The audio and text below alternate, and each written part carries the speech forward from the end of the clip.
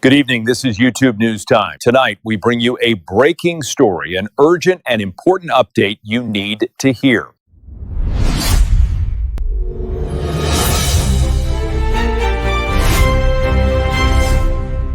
After 2 years in the hands of terrorists, a young man kidnapped at a music festival returns home transformed, amid a historic peace agreement negotiated by Trump. Hours after his miraculous release that moved the world, his first words echoed through the house, "I'm home. It's over. I love you so much." But soon came the warning that cut deep into his mother's heart. "I'm not the same son you remember. I'm a different man now." The scene of the reunion at the hospital sums up the complexity of this historic moment. Families celebrate the impossible, their loved ones back, while discovering the invisible scars of a nightmare that lasted years. He was kidnapped during a music festival, torn from his life on a day that should have been one of celebration, and spent 2 years in the depths of Hamas tunnels. When he finally asked for something upon arriving home, his request was simple: a chocolate bar. His reaction upon tasting it left his family speechless.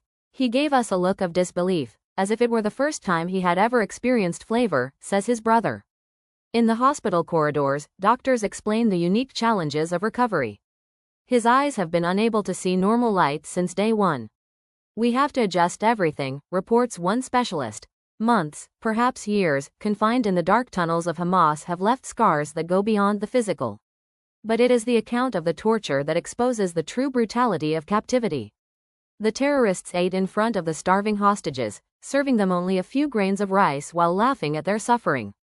Constant beatings, deliberate starvation, calculated psychological abuse. The beatings, the hunger. "You just put it aside because you want to survive," sums up the freed brother, with frightening lucidity about the instinct for self-preservation that kept him alive. At the hospital, he was reunited with a friend who had also just been freed. They had been together for most of their captivity, a connection forged in hell that now becomes a shared testimony of survival.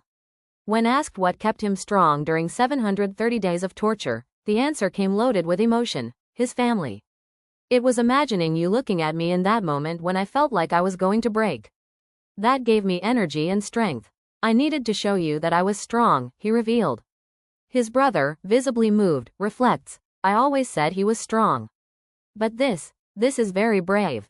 The release came as part of the historic peace agreement negotiated by President Trump, a deal that brought hope to dozens of families. "We are nothing but grateful to President Trump and the agreement he was able to make," his father said.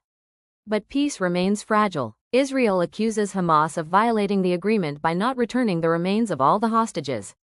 Widespread destruction may make that task difficult. Images show armed men carrying out public executions, despite the agreement's demand for disarmament. "If they don't disarm, we will disarm them," warns an Israeli official, signaling that tension persists even after the release. For these hostage families, the focus now is on their loved ones finally back home. The tight hugs, the tears of relief, the chocolate that tastes like freedom. But his words continue to reverberate: "I am no longer the same." It is a painful reminder that some rescues, however miraculous, cannot completely erase the scars. The young man who went to the festival will never return. In his place, a survivor returns, stronger, but fundamentally changed by what no human being should have to endure.